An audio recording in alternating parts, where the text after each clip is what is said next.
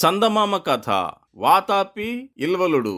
పూర్వం వాతాపి ఇల్వలుడు అని ఇద్దరు రాక్షసులు ఉండేవారు. వీళ్ళిద్దరూ అన్నదమ్ములు. పెద్దవాడు ఇల్వలుడు, చిన్నవాడు వాతాపి. వీళ్ళు దారిని పోయే బాటసారులను మోసగించి జీవించేవారు. వాళ్ళు మోసగించే విధానం కూడా చాలా గమ్మత్తుగా ఉండేది. వాళ్ళ వాకిటి ముందుగా ఎవరన్నా వస్తున్న అలికిడయిందంటే వెంటనే వాతాపి దిట్టంగా బలిసిన పొట్టేల్లాగా మారిపోయేవాడు. ఇల్వలుడు ఆ పొట్టేల్ని వాకిట్లో కట్టేసేవాడు.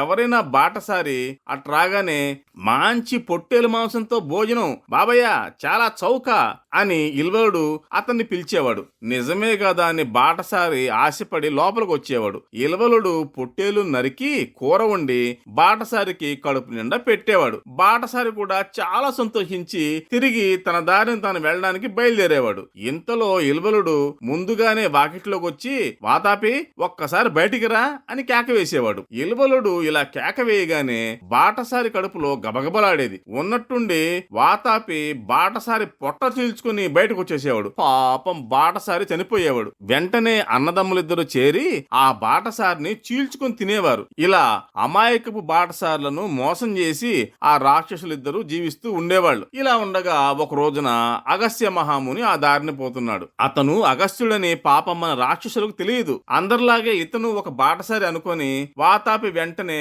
పొట్టేలుగా మారిపోయాడు. అందర్నీ పిలిచినట్టే అతన్ని ఇల్వలుడు లోపలికి పిలిచాడు. అగస్త్యుడు లోపలికి వచ్చాడు. ఇల్వలుడు ఎప్పట్లాగానే పొట్టేలు రూపంలో ఉన్న వాతాపిని నరికి కమ్మగా కూర వండి పెట్టాడు. అగస్త్యుడు కూడా కడుపు నిండా తిని బయలుదేరబోయాడు. ఇంతలో కడుపులో గబగబలాడుతున్నట్టుగా అగస్త్యుడికి తోచింది. మహాముని గదా, అందుచేత తన దివ్య దృష్టి వల్ల కడుపులో వాతాపి ఉన్నట్టు ఇదంతా రాక్షసులు తనను చేసిన మోసమని అగస్త్యుడు తెలుసుకున్నాడు. అంతేకాకుండా ఇల్వలుడు వాతాపి ఒకసారి బయటికి రా అని కేక వేయబోతున్నాడని కూడా అగస్త్యుడు గ్రహించాడు. అందుకని వెంటనే అగస్త్యుడు తన పొట్ట మీద చేతితో రాసుకుంటూ వాతాపి జీర్ణం, వాతాపి జీర్ణం అన్నాడు. అగస్త్యుడు ఈ మాటలు అనగానే లోపల ఉన్న వాతాపి పాపం లోపల వాడి లోపలే జీర్ణించుకుపోయాడు. పాపం తమ్ముడు కాస్త అగస్త్యుడి కడుపులో జీర్ణించుకుపోయిన సంగతి ఇల్వలుడికేం తెలుసు. అందుకని ఇల్వలుడు మామూలుగా వాతాపి ఒకసారి బయటికి రా అని కేక వేశాడు. కానీ వాతాపి రాలేదు. మళ్ళీ కేక వేశాడు.